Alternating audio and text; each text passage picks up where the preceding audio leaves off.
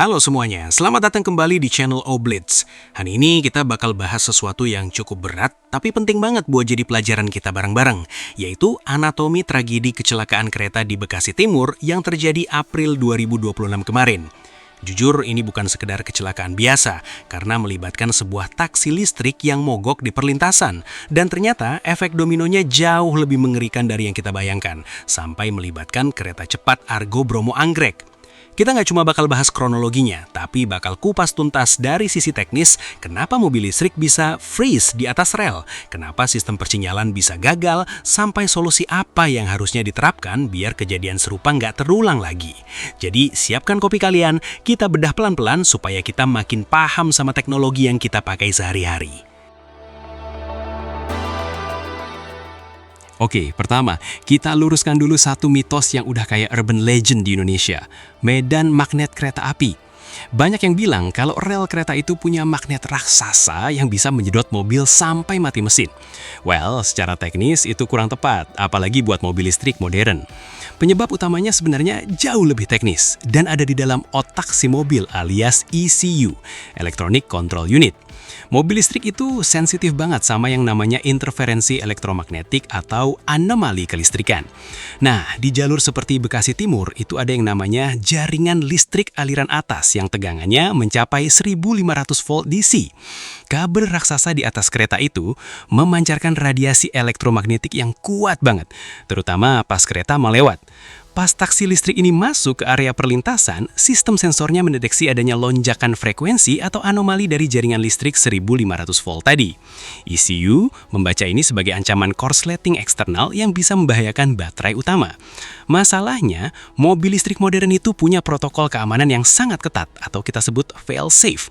Begitu sistem ngerasa ada yang nggak beres sama arus listrik di sekitarnya, dia bakal langsung panik dan masuk ke mode proteksi. Dalam mode proteksi ini, sistem bakal memerintahkan pyrofuse atau kontaktor utama buat memutus aliran tenaga dari baterai ke motor penggerak. Tujuannya sebenarnya mulia, biar baterainya nggak meledak atau kebakaran kalau beneran ada short circuit.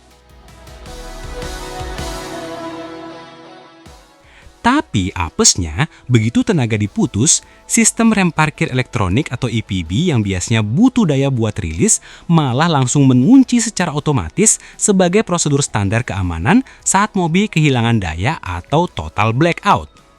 Jadilah si taksi listrik ini benar-benar jadi batu di tengah rel. Nggak bisa dinyalain, nggak bisa dimaju mundurin, bahkan didorong pakai tenaga manusia pun mustahil karena rodanya terkunci total oleh sistem hidrolik elektronik tadi. Bayangkan posisinya, driver sudah keringat dingin, penumpang panik, tapi mobilnya malah milih buat pingsan demi menyelamatkan baterainya sendiri. Ini sisi gelap dari teknologi yang terlalu overprotective kalau nggak disesuaikan dengan lingkungan ekstrim. Sekarang kita masuk ke urutan kejadian yang benar-benar kayak film thriller. Begitu taksi ini terkunci total di perlintasan Bekasi Timur, sayangnya di saat yang sama ada KRL yang memang sudah jadwalnya melintas dengan kecepatan normal. Masinis KRL sebenarnya sudah melakukan pengereman darurat, tapi ya kalian tahu sendirilah, kereta seberat itu nggak bisa berhenti mendadak kayak ngerem motor matic. Tabrakan pertama pun nggak terhindarkan, KRL menghantam sisi samping mobil listrik tersebut. Karena konstruksi mobil listrik itu berat, efek baterai di bawah, mobil ini nggak terpental jauh, tapi malah tersangkut di bawah kolong kereta dan terseret sejauh hampir 100 meter. Nah, disinilah letak bencana yang sebenarnya. Sasis mobil yang keras dan material logamnya merusak infrastruktur vital yang ada di sepanjang bantalan rel, terutama kabel sirkuit persinyalan otomatis. Di sistem perlintasan kita, ada kabel sensor yang mendeteksi keberadaan rangkaian kereta. Kalau kabel ini putus atau konslet gara-gara dihajar sasis mogel tadi, sistem bisa mengalami malfunction yang fatal banget. Gara-gara kerusakan fisik di jalur itu, sistem persinyalan pusat malah membaca jalur tersebut sebagai clear alias kosong. Logikanya, kalau kabel sensor mati, dia balik ke status default, yang sayangnya dalam kasus ini malah menunjukkan sinyal hijau. Efek dominonya horor banget. Di belakang KRL yang lagi berhenti karena habis nabrak taksi tadi, ada kereta cepat Argo Bromo Anggrek yang lagi melaju kencang menuju Jakarta. Karena masinis Argo ngelihat sinyal di depannya hijau, ya dia gaspol terus.